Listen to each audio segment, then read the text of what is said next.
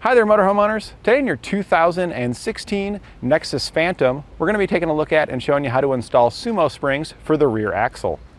Now that we get the Sumo springs installed, we're going to hit our test course here to see how it feels.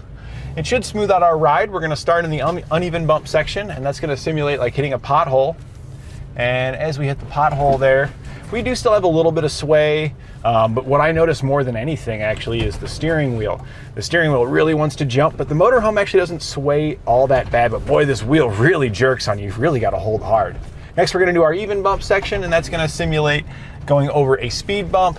And when we hit that, we don't really feel too much difference. It's a little bit softer in the back when we go over it, so we don't have quite as much bounce, but it doesn't really make a huge difference there at these slow speeds that we're going at. It would likely make a much bigger difference at a higher operating speed. So we're going to get up into our slalom section here. We're heading into it here in just a minute. Get a little bit of speed going here. And now let's see how she feels. Oh.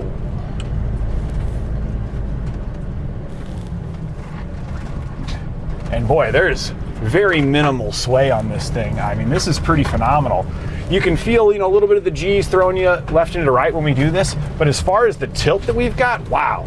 I mean, if the customer had problems with cabinets opening and closing before and stuff, he definitely should notice a huge difference now, because I was going pretty aggressive with it and I really didn't even hear stuff knocking around too much, just kind of the normal creaks that you hear in the body. Now, to further tame these big motorhomes like this, you can get a set of sway bars for both the front and the rear, and those are going to help to further reduce sway.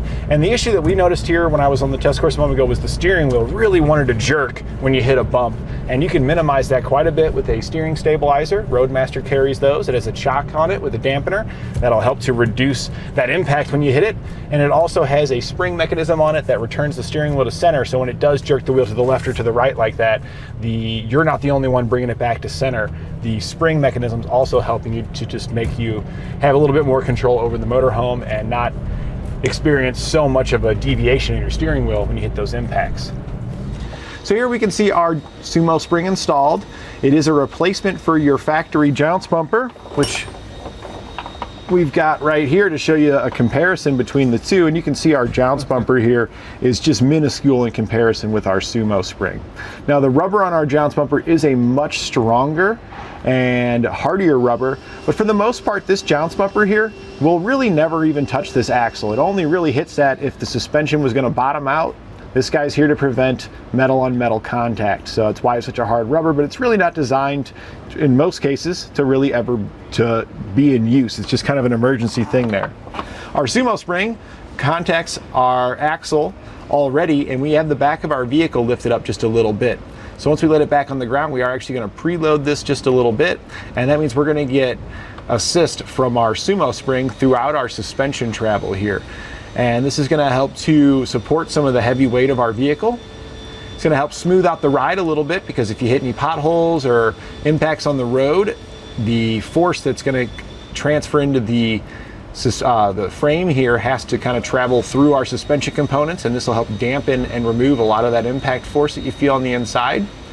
They also work really well for helping to minimize sway, because as your vehicle starts to rock to the left or to the right, it's going to compress our Sumo spring here, and the spring wants to kind of remain in its normal resting position like you see it here. So it's going to be pushing back that whole time, reducing how much sway you get, and minimizing how much kind of back and forth oscillations you can get from that sway. Because as you rock one way and you go to rock back, you typically go beyond center and start to kind of teeter until you straighten back out. So this will make that even less, giving you just an overall more comfortable ride.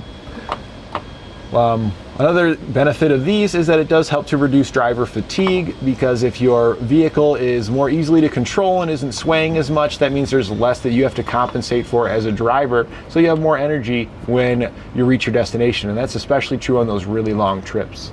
We'll begin our installation here with our RV parked on level ground. The first thing that you're going to need to do is we need additional space between the axle and the frame, so that way we can get our Sumo springs in, and also we can more easily remove our Jounce bumpers. To do this, there's a couple of ways you can do it. You can place a jack underneath the vehicle and jack up the back, and then put some stands under it. You also have your leveling jacks that are on your motorhome. You could use those to raise it up. You still want to make sure you put jack stands underneath the frame though to support the the frame. We don't want to just trust hydraulics holding the vehicle up while we're working underneath. Once you've got it lifted up, we don't have the wheels all the way off the ground, but you need a decent gap there to be able to fit it in. I've got it pretty much at the lowest that we can kind of get it in there. If you can go up a little bit higher than this, that would work out great, but this will do kind of where we're at right here. So now we've got everything supported, we got our stands under the frame, we can head underneath to start getting our SumoSprings installed. So we're now underneath the vehicle. This is our rear axle right here. We're working on the driver's side. That's the driver's side leaf spring stack, and straight up above the axle, that's our factory Jounce bumper there, that little tiny guy. So we're gonna be removing that. That's where our Sumo spring will install. So we're gonna use a 15mm wrench up here to get this removed. So you just gotta go up here on top. The nut's just on the other side of the frame. There is a lot of hoses and stuff here in the way. But it's located just right on the other side of where you see the bumper going through the frame there. And we're just gonna get our wrench on the nut and take the nut off of there. And if you're doing it with a wrench like this, it is pretty tight. It is gonna take you a little bit here. It's a fairly long stud. So if you have a ratcheting wrench, that would work out a lot better to get this off of here. And if you have some tools that'll fit, that'd be great, but it is a pretty tight area where you're unlikely to be able to fit a power tool in. And that does depend on your particular vehicle here, because I mean, each motorhome is assembled slightly different, so you may or may not have slightly more room to work with on another one versus the one we have here. And I'm keeping just a hair of pressure on the bottom of the Jounce bumper, because as it drops down, it's going to want to start to spin, and as it's spinning, you're not removing the nut. So keeping it pushed up a little bit makes it sure that it contacts the frame so the nut is actually turning off of there. And once you get it loose enough, should be able to get the rest of it off by hand. It is a locking nut, so you got to go pretty far with a wrench before you're able to remove the rest by hand. So here we have our upper bracket right here. This is the upper bracket. The stud there in the middle is going to poke up through the hole right where our factory Jounce bumper was attached. This bracket's going to attach in the same place. And you'll notice on bottom we do have a couple of holes for different positionings for mounting our spring to it. We're going to be mounting it in the rear hole. You also get 2 lengths of bolts in your kit for various adapters. You'll have a little spacer adapter in the kit, and you want to use the longer bolt if you're going to use the spacer. We are going to be using the spacer to get a little bit more contact. So just keep that in mind. And this is just going to poke up through this hole here.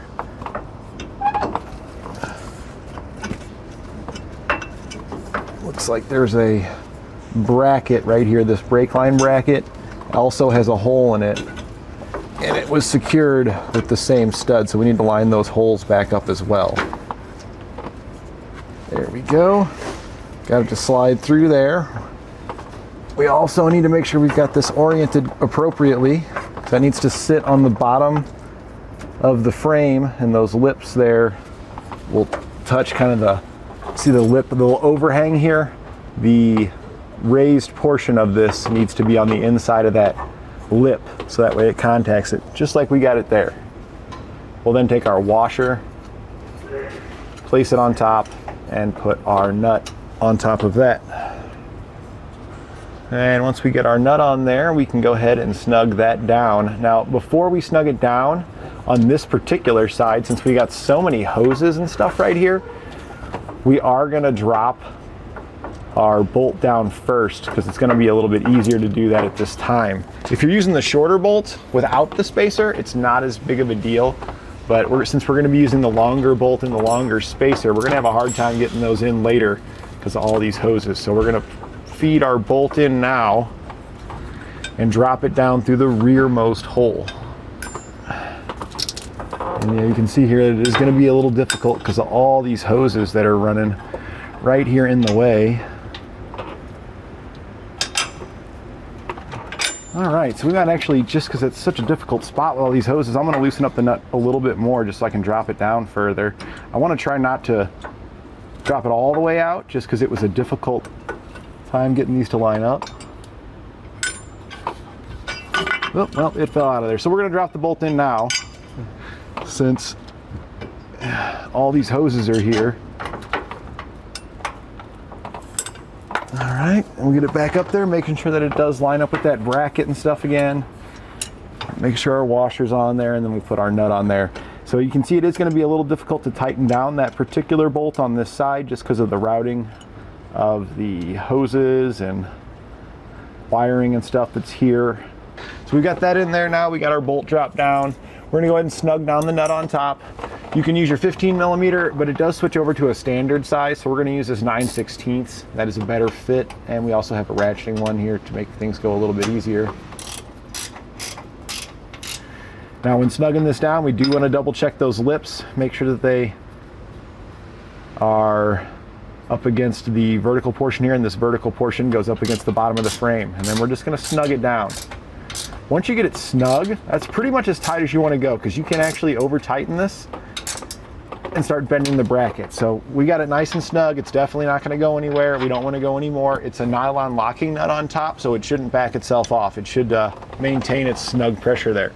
Now we can take our spring and put it in place and thread it into the bolt. And if you're not going to use the spacer, you would want to use the shorter bolt in the kit. Since we are using the spacer here, this is our spacer. We got the longer bolt. We use that one instead. I'm going to drop that down through there like that. And then we're going to get our spring in place. And if you lift up the vehicle just a little bit higher, you could get it in there a little bit more easily than what we are. But we're kind of maxed out on our jack stands. So this is it. We can then also take that bolt that dropped down, push that back up just a little bit, and then get those to line up.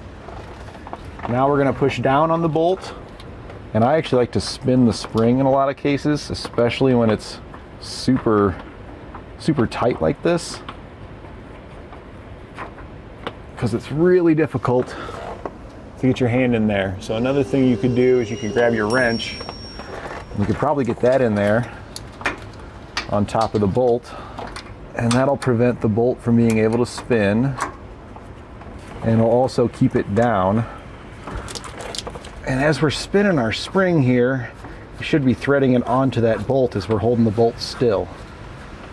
And there we go. It's starting to stop there.